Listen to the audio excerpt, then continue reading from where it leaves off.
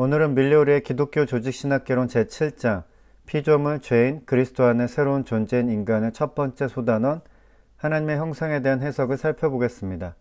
이 단원은 인간의 모순적인 혹은 다면적인 본성에 대한 흥미로운 논의로 시작합니다.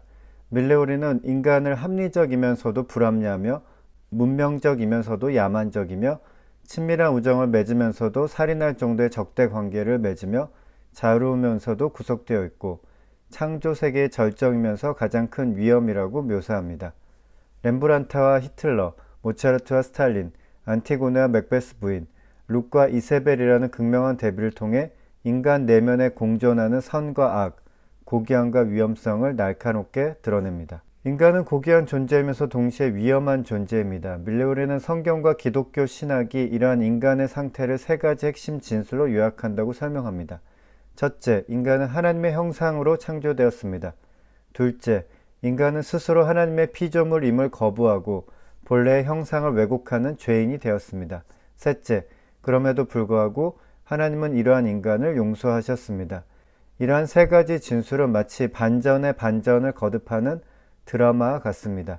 무에서 유로, 그것도 하나님의 형상대로 창조된 고귀한 존재로 시작했지만 죄로 인해 타락하는 반전을 맞이합니다.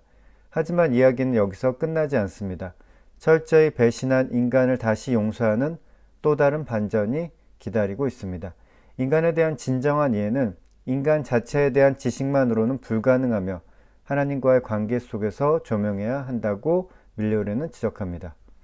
밀레오리는 하나님의 형상에 대한 5가지 해석을 제시합니다. 첫 번째, 인간 신체 유사함. 두 번째, 이성적 본성. 세 번째, 땅에 대한 지배권. 네 번째, 인간의 자유. 다섯 번째, 관계의 삶입니다. 이 중 특히 주목할 만한 것은 첫 번째, 인간 신체의 유사함과 다섯 번째, 관계의 삶입니다.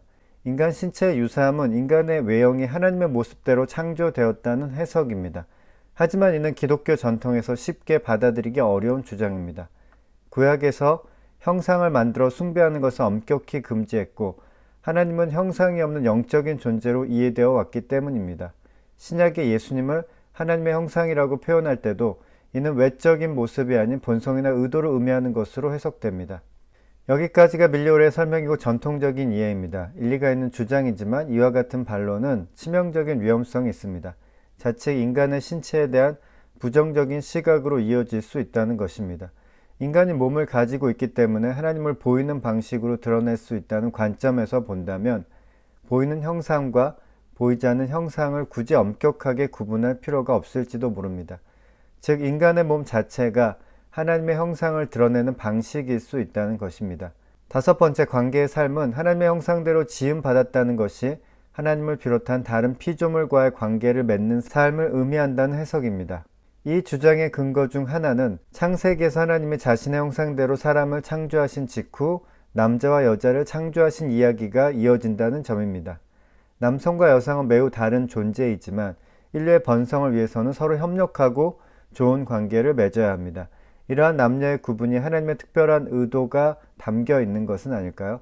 밀레오리는 하나님의 형상은 타자들, 즉 하나님이라고 불리는 전적 타자와 모든 다른 타자들과의 관계에서 경험되는 자기 초월적 삶을 표현한다고 설명합니다. 이러한 해석은 일면 타당하지만 몇 가지 의문점을 남깁니다. 남자와 여자로 창조된 것을 근거로 제시한다면 성분화가 되어 있는 다른 생물들은 어떻게 설명해야 할까요? 그들 역시 하나님의 형상대로 창조되었다고 볼 수 있을까요? 하지만 성경 전체의 맥락에서 볼 때 관계의 삶이 하나님의 형상이라는 주장은 주목할 가치가 있습니다.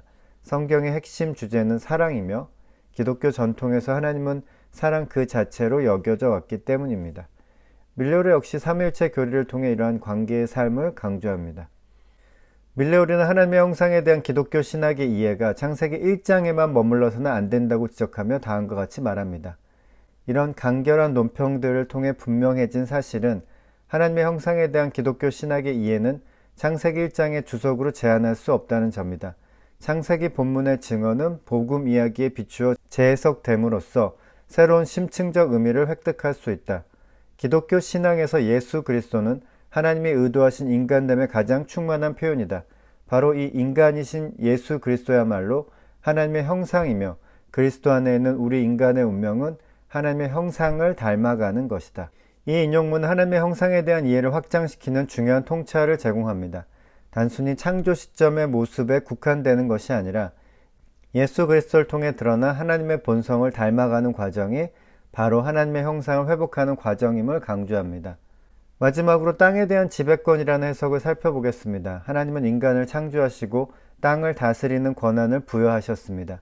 하지만 최근에는 이러한 지배권 개념이 인간의 환경 파괴를 정당화하는 논리로 오용되었다는 비판을 받고 있습니다.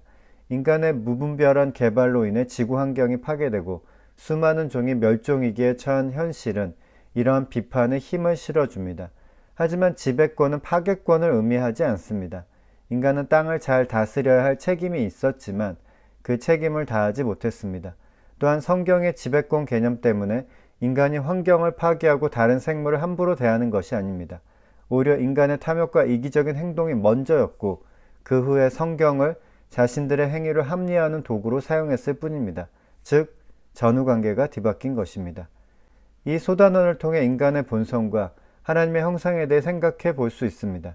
인간은 모순적이고 복잡한 존재이지만 하나님의 사랑 안에서 새로운 가능성을 발견할 수 있다는 메시지를 찾을 수 있습니다.